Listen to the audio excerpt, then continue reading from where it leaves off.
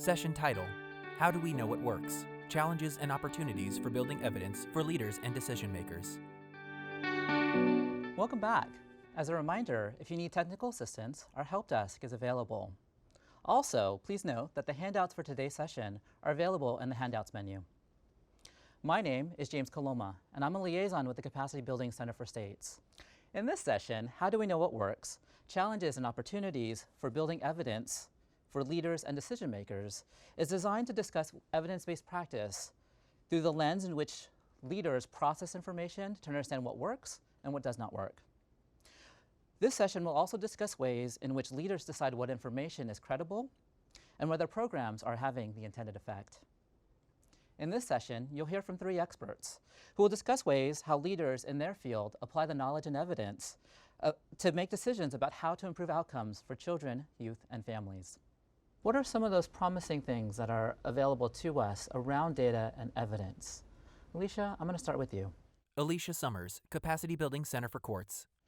Great. I think there's been a lot of promising development in the field. I started in this field 14 years ago as a young-ish PhD student. Very excited about working in child welfare and in an organization where we were telling judges what to do. And my first thought was, how do we know what to do? We have nothing, no evidence about what works or what's effective in the field.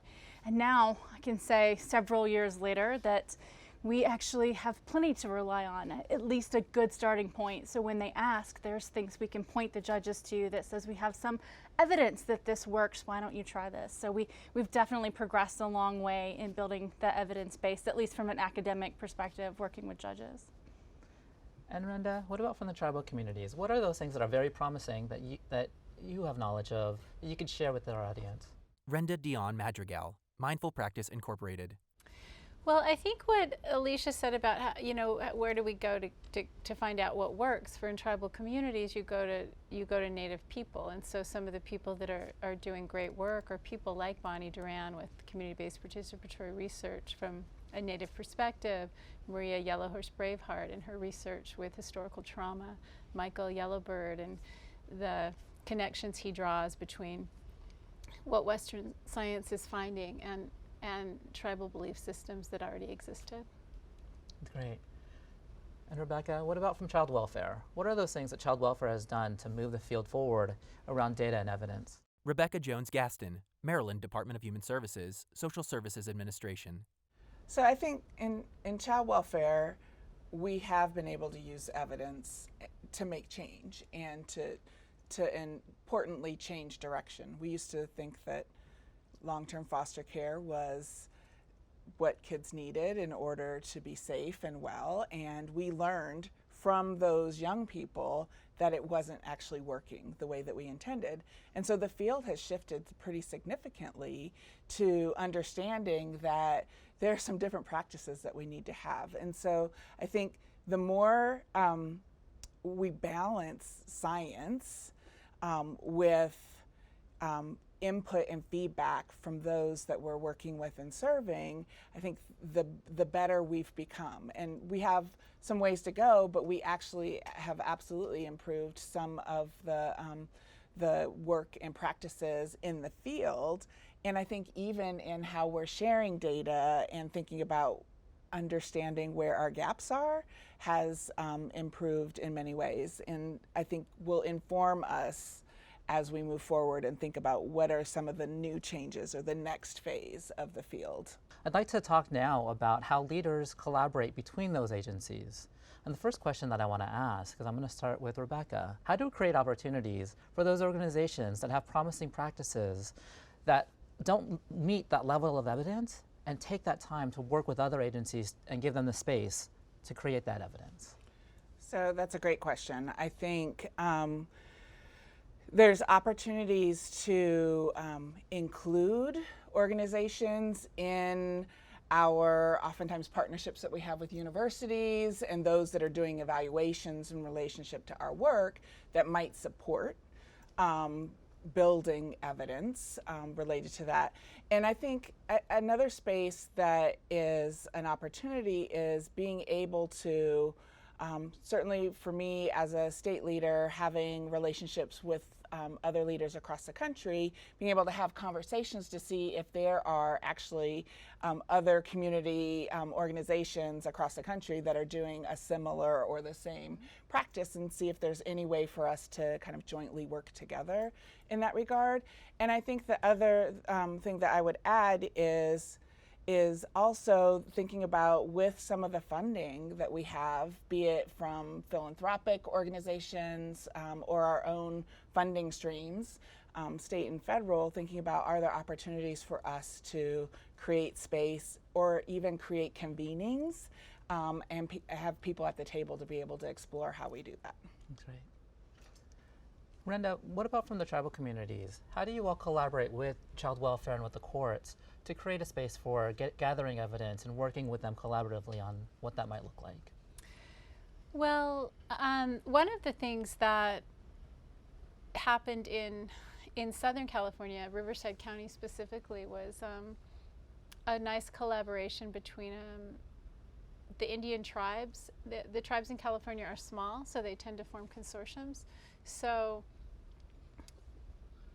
the tribal community developing relationships with child welfare, and particularly the people at the top. We got to a point where we were having quarterly meetings with the directors of child welfare, and it was really the relationship, I think, that kind of opened the door to allow the Native voice to be heard. A lot of times what happens in these situations is, even if you do get a seat at the table, it's kind of like the legs on the Native side are shorter than the ones on the other side. And so I guess from the child welfare side of it, like really listening to what the Native people are saying and promoting their voice in a more leadership way in terms of the things that they're doing to implement practices. Alicia, from the court's perspective, what do you all do with collaborating with the tribes and with child welfare to look at building up evidence for those spaces where there isn't any? I think there are a lot of opportunities for the courts to be involved. I think the big thing we need to do is to continue to promote the value of that collaboration. There's been a lot of concern with using agency data. It's not court data, it's not my data, but recognizing that might be the best data that's available and the agency has it. So there's a real opportunity there to work together to better understand what that means for everyone. And I would agree with Brenda, building the relationships is just critical for the courts to work with the tribes and tribal communities to see what that can look like and how they can work better together. The relationship piece is always a critical piece in getting that going. Brenda, how would you build those relationships with the courts and with the tribes? What is one thing that you would encourage those tribal leaders out there to do and ask from your leaders from the courts and from child welfare? What are those things that need to be lifted up to work together? Well, one of the things I think from the child welfare and the court side of it again is they really need to do a lot of listening to the tribal communities. This idea that Rebecca said earlier about child welfare leaders coming together and collaborating, I think that tribal people doing that, almost kind of like putting together an American Indian think tank where they're really at the beginning, and a lot of times programs are brought in but they've sort of already been conceptualized, or these are the parameters, so there's not really room for that tribal voice. And so from the point of conceptualization of what we're going to do is a really important piece. I love that idea because I think you're exactly right, is that oftentimes, for better or worse, we come already with an idea, even when we're engaging with our families and our youth and children, come with the idea of what we think is the best way to do something, or what the intervention is that they need, or what the community needs, as opposed to kind of flipping it and saying, we want to partner and work with you. Let's think through what this is, and you tell us what it is that is needed and how we can help and support that. Alicia, what would you say to Rebecca and to Renda about how to encourage a collaboration between those agencies and open up that space of inviting people to be at the table right at the start? I think a lot of it goes to this lack of understanding in the field of the value of what the collaboration can bring, what it can mean to the field, what it can mean to others. So in promoting that value and helping our courts to really understand, and the court leaders, that this is a critical piece of the puzzle. And if we're ever going to know what works in the field, we need to be talking to everyone and asking them, what works for you? What does this mean to you? How do we do this? So bringing people together is going to start with making sure that they understand the value of that and how it can help them do their jobs better, but also better serve children and families. Rebecca, do you have an example of how this conversation and this relationship has been happening with your agency and with the courts and with the tribes to look at what type of data increases the outcomes for children, youth, and families? Yeah, and I guess what I can say is that we have some examples for Maryland around how we've done it with families, how we've done it with youth, and even how we've done it with courts, and not so much with the tribes.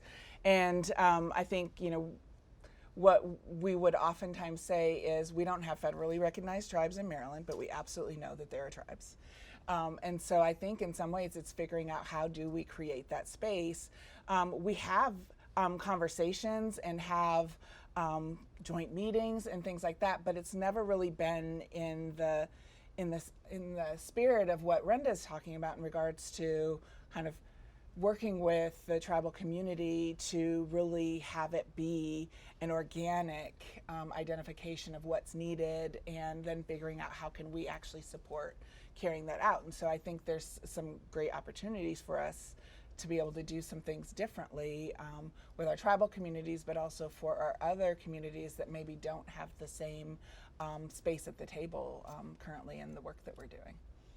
And Renda, what would you ask of child welfare or the courts to bring you to the table, to bring the tribes to the table? You know, tribes are so different. There's over 500 tribes in the country, and then there's this huge urban population. Like most actually American Indians are not living on reservations, so it's really complex. California happens to be really diverse, a lot of different tribes, and so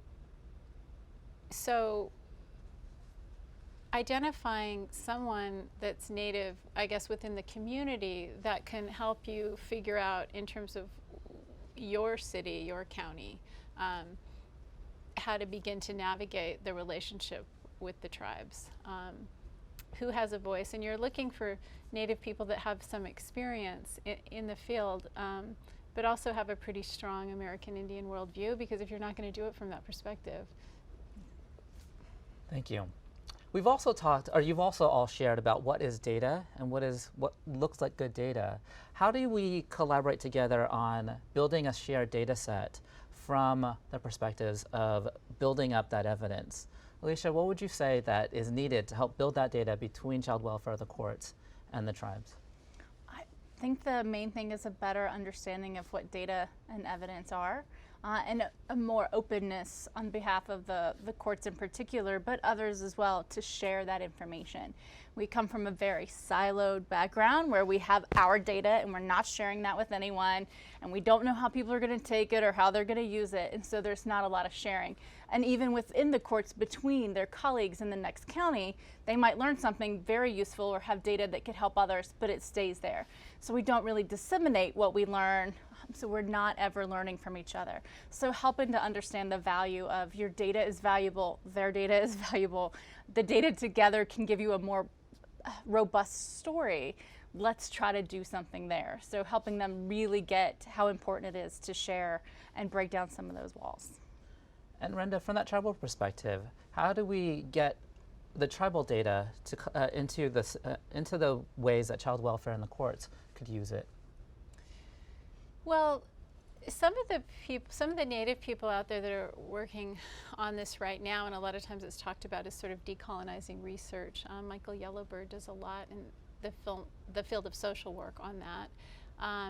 Bonnie Duran at the University of Washington also is doing a lot with community-based participatory research within our communities, and so it's the programs that she's doing. It's not just community-based participatory research, but it's from a Native perspective. Like that's what she brings to it. And so, so there are people out there with a lot of expertise in this, and so, you know, as I said, trying to partner and collaborate with people that have delved into these areas. And Rebecca, from Child Welfare, what is the ways that you talked about the CWIS system? It's a very siloed, individualized system. How do we open that data up, those data sets, to share with Child Welfare, to share with the tribes, and to share with the courts, and to build a shared collective understanding of all this data that we have out there? I think there are a couple of things. One, I mentioned in the opening session earlier around the relationships. And I think the relationships, both with our community partners, is absolutely essential, but it's also the relationships among us as organizations and communities, so that there is a space that's safe to be able to look at the data and information and have really honest and transparent conversations about it, and not have to kind of move in fear of, well, what is that person going to do, or what is that organization going to do with my information? So that is an essential piece of it. I think the other piece is really, intentionally thinking about how do we expand what we consider valid data, evidence, information outside of the information systems that we have. And so CWIS, our SACWIS systems and CWIS ultimately are, data systems.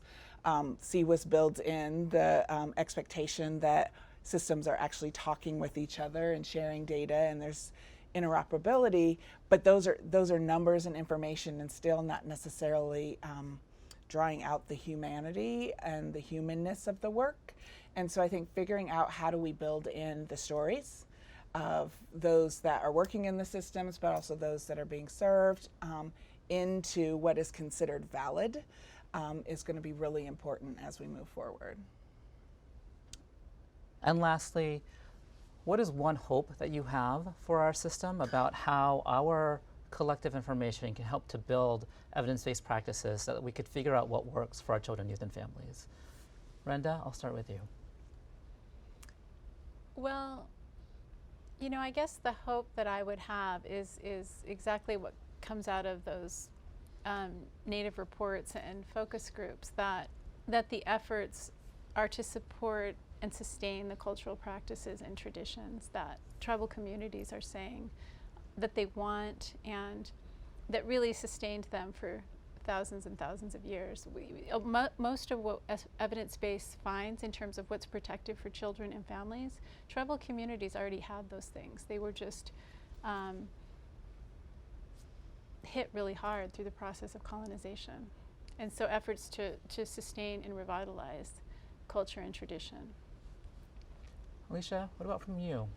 I think my biggest hope, and has been for a long time, is that the folks that are out there working in the courts will recognize that they're already doing some good work. They're collecting data, they have information, and it's valuable. And that they would share that and disseminate so that we can all learn. I feel like if you're not going to be able to get up to an evidence-based practice, we still have great opportunities in the field by taking some of these modest but meaningful research studies and seeing what they all say and looking for trends across those. We'd have a good foundation if we could get everybody to start sharing those more broadly and letting us learn from each other. So one thing, also I just want to say, so when I was doing the National Institute of Drug Abuse randomized clinical trial, we were paying people like, $400 to fill out assessment data and going everywhere, beating the bush, please be part of our study, be part of this intervention, to get the numbers that we had. And when my daughter did this play, it was supported by a tribal cultural center. And we had no idea how many people were going to be there, how many programs do we make, it's just a hall. And over 100 people came pouring in the door, standing room only, filled out evaluations, like without us even really trying, just laid them on the table, 74 evaluations back, which would take us 5 years to get other kinds of studies. So when you hit what the community wants and what they need, it's a much different response. That's great. Now, Rebecca, what is your hope? My hope is that we take what we know and actually put some action to it. So we know that systems aren't functioning in the way that ideally they should or need to. There's so much to draw on from Indigenous communities and historical, ancestral practices around family and community that we oftentimes kind of forget, but then expect people to behave in that way in some kind of artificial settings.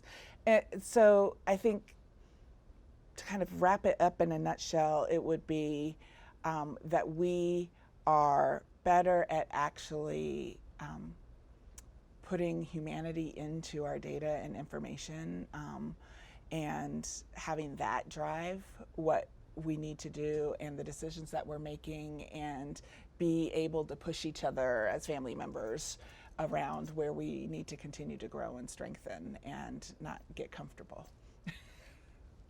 Brenda, Alicia, Rebecca, thank you so much for sharing your knowledge and wisdom with us today. And thank you for joining us in this session. We look forward to seeing you in our next session. Logo for the Child Welfare Virtual Expo. Child Welfare Virtual Expo. This video was developed for the Child Welfare Virtual Expo by the Capacity Building Center for States and is sponsored by the Children's Bureau. Its content does not necessarily reflect the views and policies of the Children's Bureau.